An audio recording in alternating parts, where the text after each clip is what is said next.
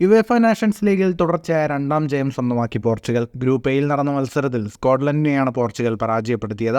1-നെതിരെ 2 ഗോളുകൾക്കായിരുന്നു പോർച്ചുഗലിന്റെ വിജയം. സൂപ്പർ താരം ക്രിസ്ത്യാനോ റൊണാൾഡോയാണ് വിജയ ഗോൾ നേടി ടീമിന്റെ രക്ഷകനായത്.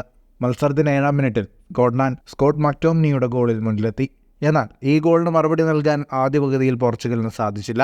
രണ്ടാം പകുതിയിൽ 54-ാം മിനിറ്റിൽ റാഫേൽ ലിയാവോയുടെ അസിസ്റ്റിൽ ബ്രൂണോ ഫെർണാണ്ടസിന്റെ ഗോളിൽ പോർച്ചുഗൽ സമനില പിടിച്ചു.